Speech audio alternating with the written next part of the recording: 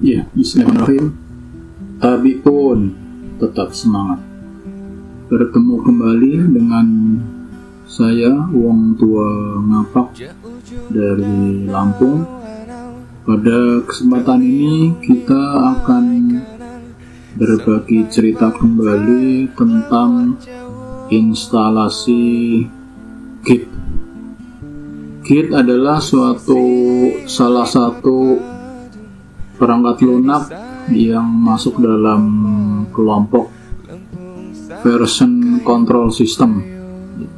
VCS itu apa? VCS adalah sebuah sistem yang mencatat setiap perubahan terhadap sebuah file atau berkas atau sekumpulan file, sehingga pada suatu saat kita dapat kembali kepada salah satu dari versi file tersebut.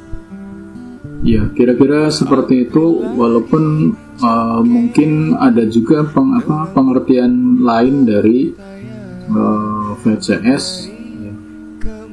Nah, untuk kesempatan ini kita hanya ingin melihat bagaimana menginstal Git pada sistem operasi Debian versi 10 pada mesin dengan arsitektur Intel.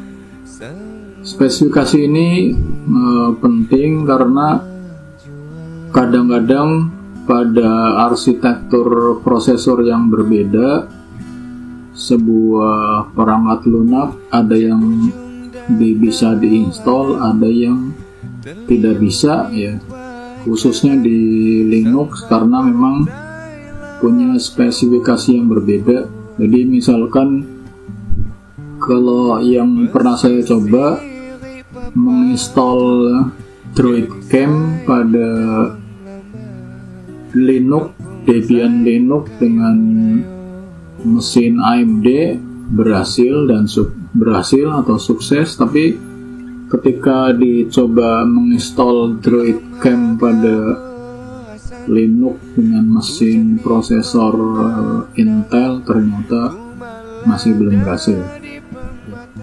Nah, untuk menginstal ini, kalau di dalam Linux ada berbagai macam cara supaya dianggap orang pinter, kita pakai konsol, ya. Nah, ini kita tes dulu. Saya jalankan Git, ya, karena belum terpasang, jadi keluar pesan di situ command not found, ya.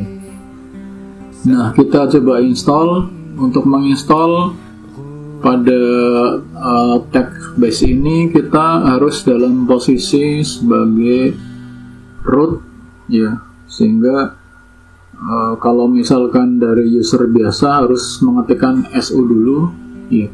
Terlihat di sini tandanya adalah tanda crash, bukan $. Menginstal ini ada berbagai macam cara. Salah satunya adalah dengan kita mengetikkan perintah apt get install, kemudian kita tulis git karena kita mau menginstal Git, ya.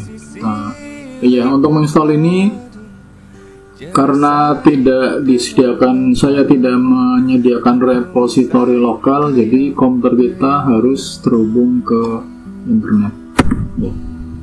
Ini proses instalasinya. Saya kira tidak terlalu lama, ya, tapi ini tergantung kecepatan dari internet yang digunakan. Nah, nanti selain dengan apt-get install, bisa juga dicoba menggunakan perintah aptitude install, ya, atau kalau menggunakan aplikasi yang grafis adalah menggunakan Synaptic Package Manager. Tapi kalau sambil untuk belajar disarankan melakukan banyak pekerjaan itu menggunakan aplikasi yang text based ya, atau layar hitam putih. Ini prosesnya masih berjalan. Nah, Git ini penting untuk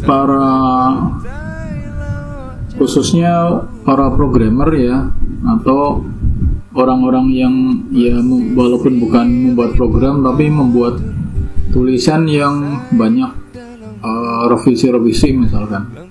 Nah, ini instalasinya sudah selesai. Jadi sekarang kalau saya jalankan Git ya, sekarang sudah ada responnya.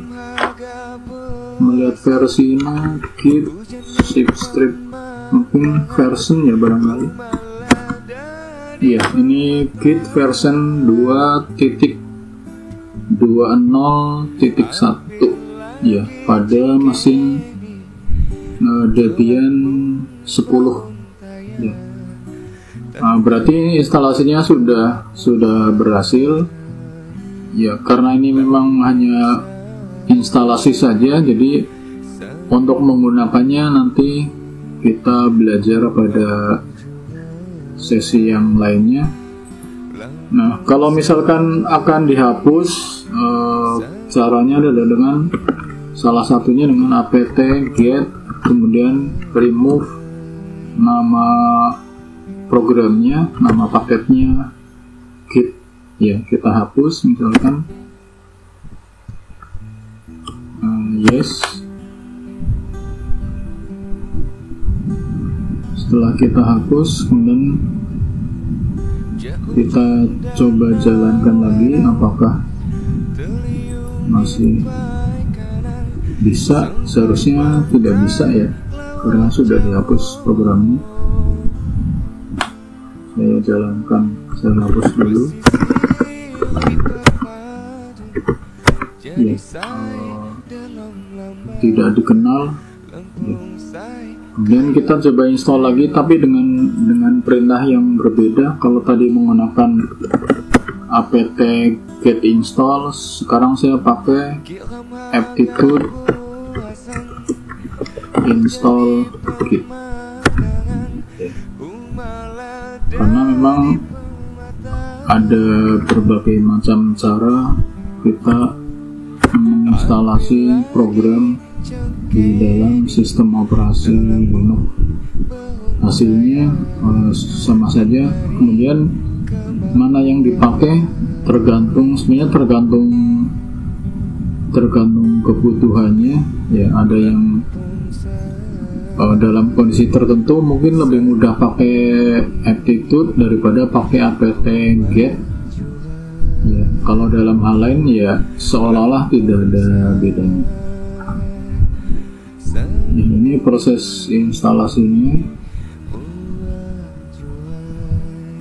sudah selesai. Kita hapus layarnya dulu.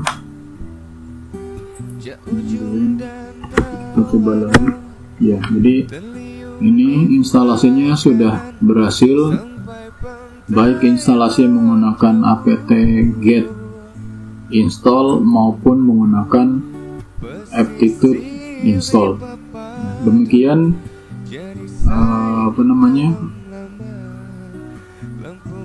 proses instalasi Git pada mesin Debian 10 dengan prosesor Intel. Terima kasih sudah menonton video ini. Sampai bertemu lagi di lain kesempatan.